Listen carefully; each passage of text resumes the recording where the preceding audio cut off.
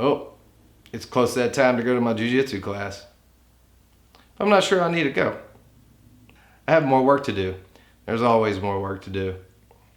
Most people don't even put themselves in these types of situations intentionally. Maybe I'll just meditate. Eric, we've been through this. Every time you skip class to do more work, you're never as productive and it ends up being wasted time.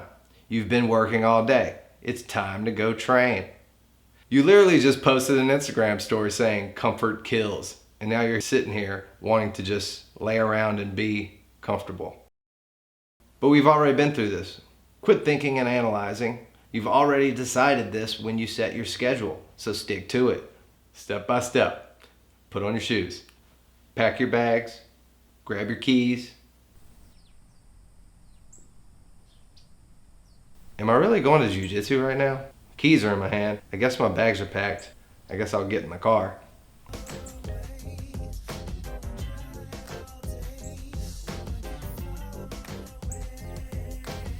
Am I really going to class right now?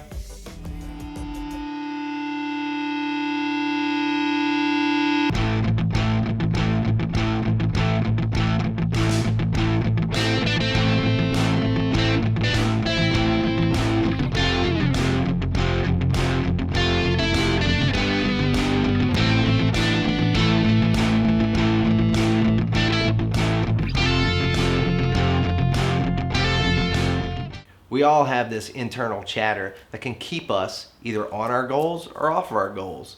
Thinking mind almost kept me from staying on track of my goals of being healthier and just being better at jiu-jitsu. One of the most important things I want to share with you guys is the idea that you're not your thinking mind. You are the awareness of those thoughts. I recently saw a great example of this in a Marvel movie, Venom 2. If you're not familiar, Venom is an alien. They call him a symbiote that shares a body with a human. I couldn't help but notice when I was watching this movie, Tom Hardy is the main character, and the symbiote is like a voice inside of his head. And most of the movie, they're fighting with each other, and they end up breaking apart, only to realize that they're better and stronger together. We're not much different than this. We have a voice inside of our head, but we can't break away. We have to learn to deal with it. Our minds are meant to analyze our surroundings and keep us safe. And just that simple understanding can help you realize or catch yourself when you're overanalyzing, when you're overthinking. The best part of the movie to me was the end, the final fight scene. Venom knew that Carnage was stronger than him, but they fought anyway. And they were mostly losing the battle. Eventually, they're laying on the ground, beaten, and they look up and they notice Woody Harrelson's character, Carnage. They're fighting amongst each other. Eddie Brock says to Venom, "They are not symbiotic. We are." And they went on to beat him against all odds. This is not much different than us as a human having it more together in our head, being able to overcome obstacles. A lot of the principles applied to a situation for like a fighter or in a war, they act as condensed lessons. The results are usually detrimental and immediate. Whereas when these principles are applied to our day-to-day lives, they may not come to the surface for years. So in a professional fight, in a jiu-jitsu match, in a MMA fight, we can literally beat ourselves up before the fight ever begins. A great example of this I read recently in this book, Breathe, by Rickson Gracie. In the book, he explains how his first professional Vale Tudo fights against the fighter known as King Zulu, a much larger fighter. Rickson became extremely tired after the first round.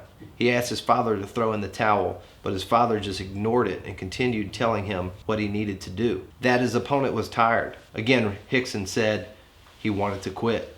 They just threw a bucket of ice water over his head and pushed him back into the ring, and Rickson ended up beating the giant against all odds. This fight exposed me to the most primal kind of fear that comes from within. My insecure state of mind came from the fear of losing. If you fear something that has not even happened, then quitting becomes a form of self-protection. Fear is not the enemy. It's simply a self-protection mechanism that must be managed. At the time, I was not confident enough to believe in myself unconditionally, and I was afraid of the unknown. It was a terrible feeling. Although my dad and brother pushed me through it, I reminded myself that doubts and an insecure state of mind would cripple me as a fighter. I realized that if I could control my mind, I could improve every aspect of my performance. If you have this kind of spiritual security, you realize that physicality is only one part of the puzzle.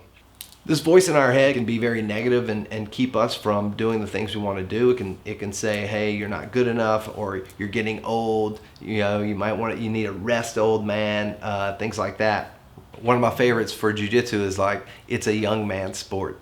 If it's a creative art project, sometimes you can talk yourself out of doing a creative art project by thinking that everything's been done before and that people are going to be able to tell that you're inspired by somebody else. But that's the case with every artist. They're always inspired by some other artist. So you almost can't help but put your own touch on it. There's always going to be that aspect. You're always going to have a little bit of a spin. You're always going to have your little touch. You might take one influence from one artist and then also another, and the next thing you know, you got something completely different. The truth is, you can never create something exactly the same as somebody else. There's simply too many variables. The voice can also show up and be very deceiving when it shows up as a positive voice. You are good enough. Take the day off. You could say that positive self-talk isn't necessarily always so good.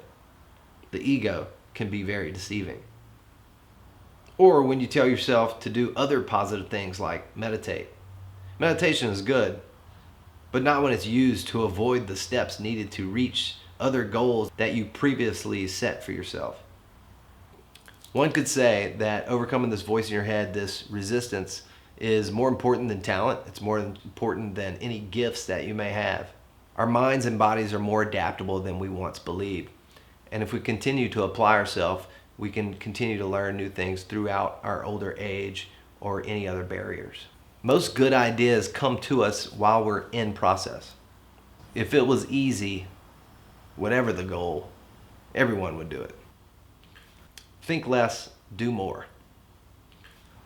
Think less, do more is a quote that I have seen, and I use it a lot whenever I find myself in these states of analysis paralysis.